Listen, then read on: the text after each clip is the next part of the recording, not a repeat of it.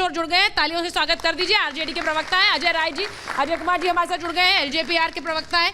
मुझे बताइए सर, जो वन नेशन वन इलेक्शन को लेकर एक बार नवल किशोर जी आपसे रिएक्शन ले लेती हूँ। इस वक्त की सबसे बड़ी खबर है ये, विशेष सत्र में सरकार इसे लेकर बिल ला सकती है, यानी कि विधानसभा चुनावों की चिंता और लोकसभा चुनावों की चिंता आपको अब और ज्यादा करनी पड़ेगी। मुंबई की बैठक को पहले भूल जाइए।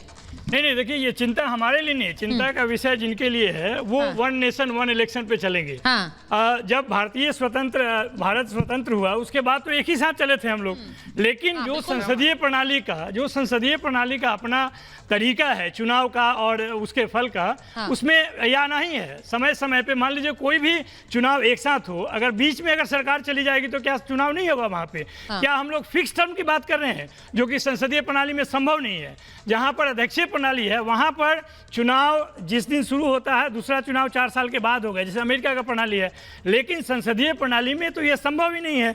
अगर इस तरह की बात या इस तरह का प्रयास कोई भाजपा करती है तो ये बेचैनी का पराकाष्ठा है कि आप किसी भी तरह से इस देश को गुमराह करना चाहते हैं, जैसा आप पिछले 10 साल में। लेकिन ये तो उनके एजेंडे में शुरू से रहा है, वन नेशन इलेक्शन की बात तो वो हमेशा से करते आए हैं। ये एजेंडा आप लोगों ने उसकी प्रतिक्रिया भी हमेशा समय समय पर दी है। ये एजेंडा नहीं है, प्रोपेगेंडा है। भारतीय जनता पार्टी के बाद सत्ता हासिल करने के अलावा कोई एजेंडा नहीं है, न उसके जन सरोकार के मुद्दे पे कभी बात। लेकिन वो तो फिर सब सरकारों के लिए होगा ना प्रोफेसर नवल किशोर।